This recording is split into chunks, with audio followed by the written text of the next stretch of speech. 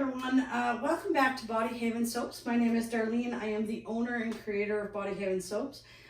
Today's video we're going to go over candle making. It's a new product that I have been working with for a long time. Haven't sold any or put anything out for sale because it's one of those things, right? It's trial and error until you get it right. You don't want to sell something that hasn't been through that process. So I have been playing with candles for 8 months probably, off and on, trying to figure out what it is that I would like to have for scents, what containers I would like to have, how the labeling is going to go, also deciding on waxes, wicks, all those types of things. Candles is one of those things that it can change and vary quite easily. I'll move you a little closer so you can see here.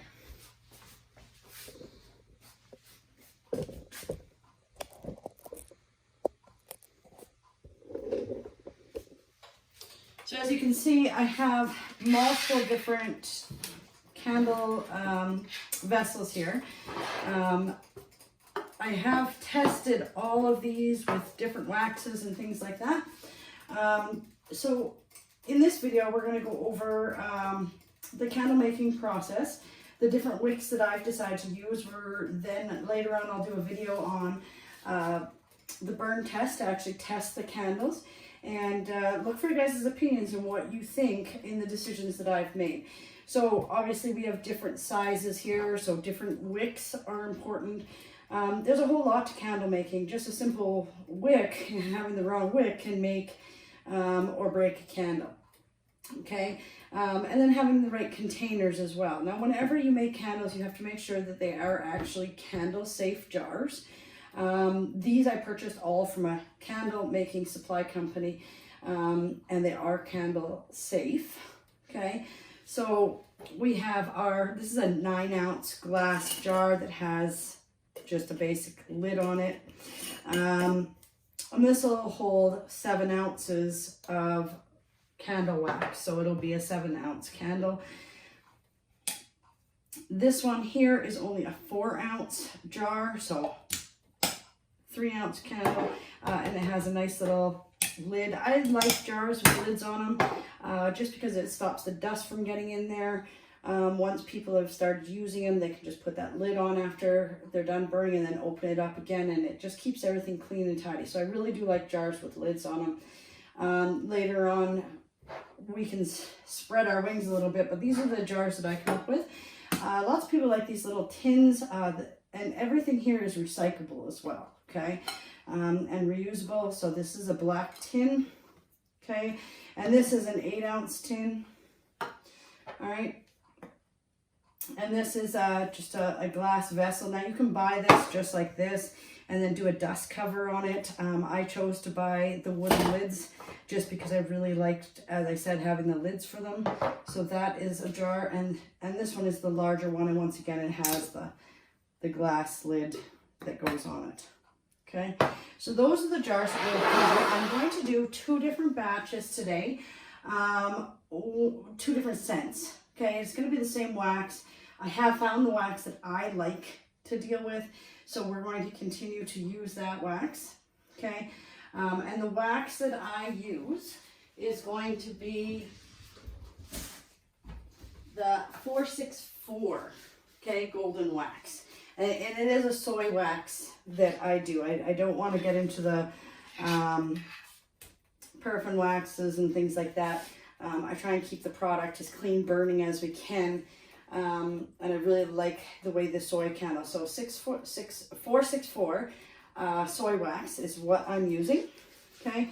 And then for the different jars, of course, I have different wicks. Now, you have your basic wicks. Okay. Cotton wicks, wax wicks, different things.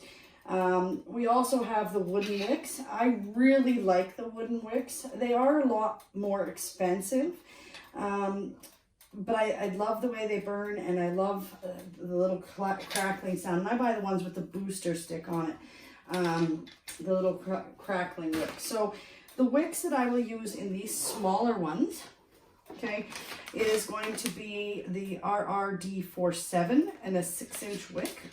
Okay, that will be the wick. And I mean, if you guys need to figure out, there's a lot of the candle companies there that have all of the information for you guys on different wicks and what their suggested usage is. Now, even once you get through that and figure out which wick is suggested, you should still make a candle and test burn it and make sure it is actually doing what you need it to do. You may have to adjust. So it's important to understand what wick goes in what jar. So for these two, I am going to use the RRD47. Okay, it is designed for soy wax. That is the candle. And you can see this is a 100 pack that I bought from Voyager Soaps. And it was $9.89, so really cost effective, not expensive, okay? For this candle here, the larger one, I am going to use the HTP 126 6-inch wick. Once again, I got this from Voyager Soap, 100 pack, and it was $10.90, so pretty cost effective. I'm just using a different wick for this one, and it is designed for soy candles as well. Just simply because it's got the larger diameter. So make sure that you understand the diameters of your jar, how the wick affects it, the type of wax that you're using will affect it. But that is the wick that I've chosen to use in that. And then the two wooden wicks, I am going to use in these two here. So I'm going to do the 8-ounce tin with, this is a medium size with a booster on it for this one. And this vessel here, once again, the medium size with the booster on it. Okay, the circumference is perfect for these two, so we'll see how that turns out. As I said, these are a lot more expensive. So with the wooden wick medium, 25 pack, and it costs $21.02. So that's a lot more expensive than your basic wick. So I mean, you need to decide which side of that you want to be on. I really like the wooden wick, so I'm always going to make some candles with the wooden wick. I also purchased these glue dots, and I got these at Voyager Soap too. It was $5.95 for 120 pack. And they just come in sheets like this, and they're just little dots so that we can position our wicks in the center and have them stay so they don't float around. We want things centered so that when it burns evenly to the bottom, okay? So that is what we're going to do. Now I already have, I'm going to do 1 pound at a time, okay? So I have 1 pound of the 464 soy wax in here, okay? I've already weighed that out. I have a double boiler back that you can see here. I've just got a pot with some water in it. I guess it's not a double boiler per se. But I don't like to put my wax directly on the heat. It's harder to control the temperature and things like that. So I like to take the wax and set it in this pot and just let it melt down. It's just a little easier for me to control the temperature. So I just set it in there like this, and we're gonna let that melt, okay? I've also weighed out my fragrance oil that I'm going to use. These are gonna be tester ones that I'm going to test as well. So I'm trying a new fragrance today. The fragrance that I'm going to use in this first batch is Botanical Orchard and Nectar fragrance from Windy Points. It's got a very fruity yet floral scent to it. So I'm hoping that this one has a really good scent throw. Have not used this in candles before. Reviews say that it did okay in candles, so that is what I'm going to try today. And I've already weighed 1 ounce, okay, out for my soy wax. All right, so ways that we will put the wicks in the jar. We'll just get all the lids off here.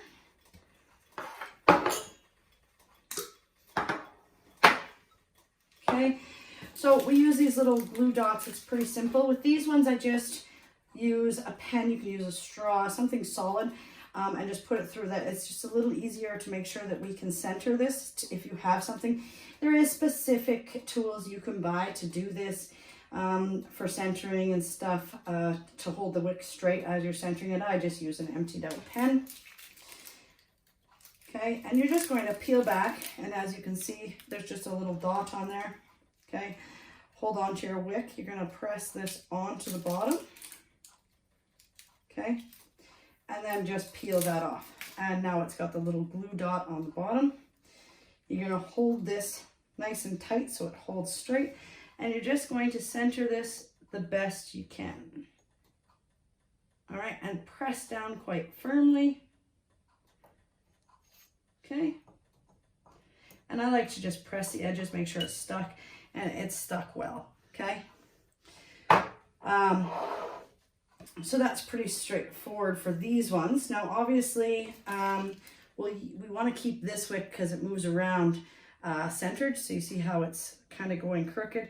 So I actually have popsicle sticks that I've drilled holes in that I will put through to hold that wick straight. So when I put the wax in, I want that wick to burn down the center of the candle, not off to the side or anything. So I don't want any cricks or bends in it. Okay. Oops. Got a dot on my finger. Okay. And once again, we will just center this. And I just press around the edges, make sure it's stuck down really well. Okay. So those are those two, and we might as well do this one when we're got the pen out here. This one that got stuck on my finger. So once again, center it to the best that you can. Okay, and then just press it down. So it's pretty simple. Some people use glue sticks, things like that. I just find that the glue dots, they're not that expensive and they hold really well. So that's those ones. Okay. Now for the wooden wicks, we'll still use the glue dots to get them in the center. But this is a straight standing stick, so you just make sure it's pressed in. They do come apart with the little clip and the wood separate. You just pop them together, okay? And then once again, we'll just grab a glue dot, press that on, okay? And then just center this the best you can, right? Make sure it's nice and snug.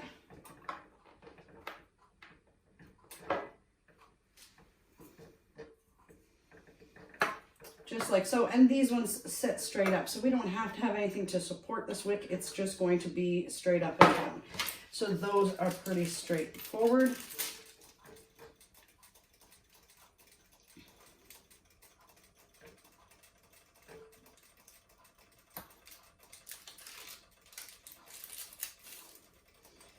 And just exactly the same with this one. This one I want to do a wooden wick in because it's got the nice wooden lid, so I just wanted to make sure that's stuck okay, and I just thought they kind of went together. So there you go. That's as easy as that is, and we'll just, the wax just pours in here, and I will set these up with the little popsicle stick to make sure they're straight. You can see how they go off to the side. You don't want that. You want that wick to be straight up and down. You can buy the little adjusters, which I will probably do once I get more into the candle making and making more of them, just because it's going to be a little quicker and nicer to use, and it'll be worth the investment. But for right now, as starting out, I just started with popsicle sticks with a hole in it, so I will get that set up and across. And you can use a little piece of sticky tack to put on there and just hold that popsicle stick in place. But essentially, this is how I set them up. All right.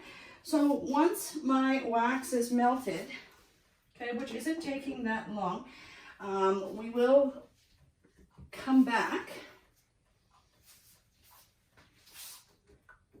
I'm just going to break this up a little. We will come back and mix the fragrance oil and pour these candles.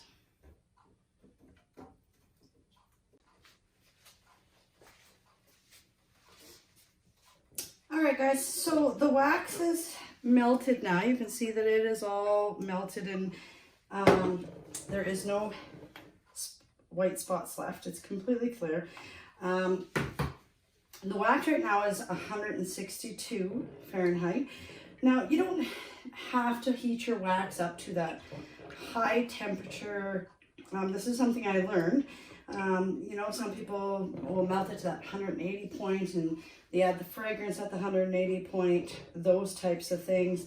But over time, I realized that the hotter my wax was, when I put the fragrance oil in, the less scent I had for my fragrance candle. So I find that if I add the fragrance oil at a lower temperature, remembering that the fragrance oil will cool your wax down, so you want to make sure that you're getting, you're at a high enough temperature that you actually, the fragrance oil can blend with it. But you don't want it to stay at that high temperature for a long period of time, and you lose all of the fragrance as it burns off. So I usually add my fragrance oil. I try to add it at 140. Okay, we're at 159 now, so we just need to let this cool down. And I'm not adding any coloring. You absolutely can add coloring to this. I'm trying to keep this as clean burning as possible, and maybe in the future I will do more colors and things like that. With my wax melts, I do colors. Okay, but for right now, we're just gonna do the wax, the white, I guess, when it cools, right? And that's what I've been testing. So I haven't been testing with any colors at this point. We just want to cool this down, and then we're going to add our fragrance oil. You need to stir for about 2 minutes. You need to make sure that you're stirring it long enough once you put that fragrance oil in there, that in fact the oils and the fragrance oil bind together, so that you have you don't have fragrance oil seepage and things like that. There's a lot to learn about candles. Like I said, I've been playing around with this for a number of months before I felt comfortable enough where I am making a product that I feel I can sell. So 154. Okay, well that continues to cool. I'm just going to show this to you. I did 2 already. So these are the popsicle sticks that I have the holes in. Okay, and all I do is just put it through. Okay, so when I put it through now, I hold this in place and I pull this nice and tight, and I just bend that wick off, and you can see that it holds that straight up and down in there. You may have to adjust this part, okay, but I find if I center it first, it's nice and straight, as you can see. So it holds it pretty straight, and it does work, so you can use that method. Okay. And I always bend it off to the side, and then I'll pour my wax in this side. And these ones, as I said, they stand straight up and down, so we don't even have to worry about those. Now, I only did 1 pound of wax, okay? And I'm doing the 1 fragrance with this 1 pound of wax. This is a bigger one, so the next 1 pound that I do, I will do a second scent. And I think that I will probably end up doing these 3 and then do these 2. Just because these are tester ones, so I want to, they're mine, so, you know, I'll use them even after testing and stuff. So I want to make sure I have different scents. I'm not smelling the same thing all the time. That's the only reason I'm doing different scents today, because this will be part of my personal use. So we're at 148. And I'm just, like I said, trying to get this cool enough that when I add the fragrance oil, we're not burning a lot of that fragrance oil off. Okay, an average rule of thumb is for every 1 pound of wax, you're going to add 1 ounce of fragrance. It's a really good starting point. Keeping in mind, not all fragrance oils work in wax, okay? Some of them do not hold their scent, and they won't have a very good heat or cold throw when you're burning your candle. All right, so it's trial and error. When you try a new fragrance, I would always suggest that you make a candle that you've tested and it's burned well with other fragrances. Make it exactly the same way, pour the candle, and then do a test on it before you start putting it out there for consumers. Because if who wants to purchase a candle and it's supposed to be a certain scent and it doesn't have much of a smell to it? So always test your fragrance oils, because there is a ton of differences between fragrance oils. Some companies will have in their website, you know, if it is good for candle making or not.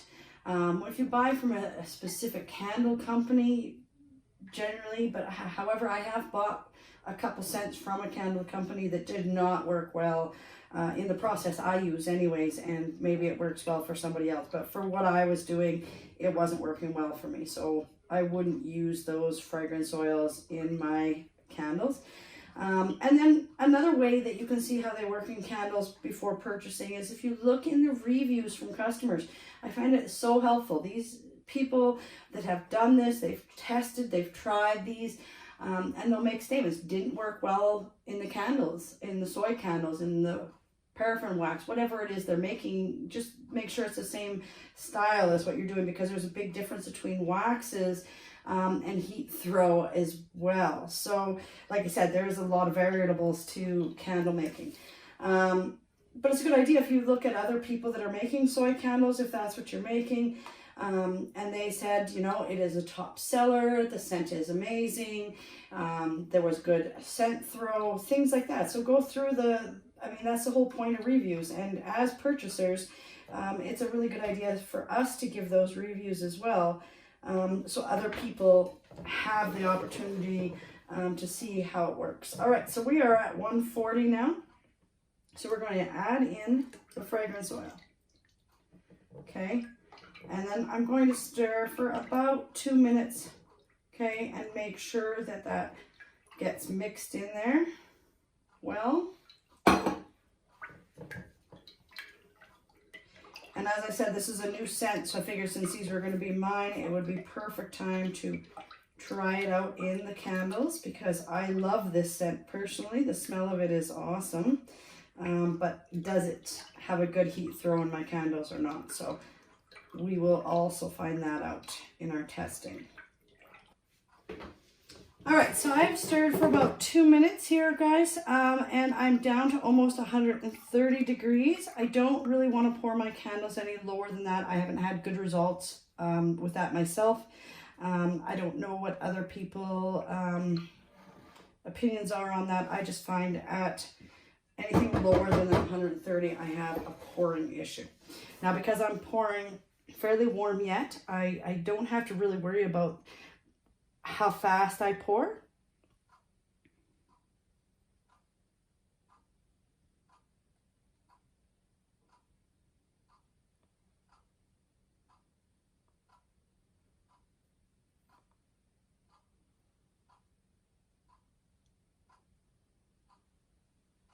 Okay, so you can see that wick is straight up and down, and you've got this one side to do your pouring.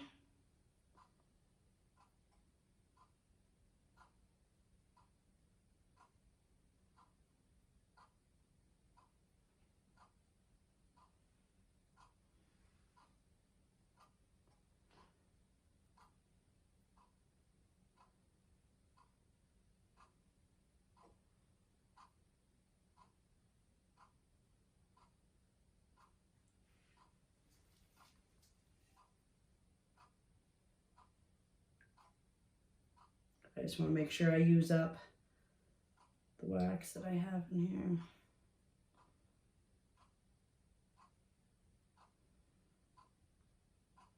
All right, and you'll also notice that the jars that I'm using, 4 of them are pretty straight.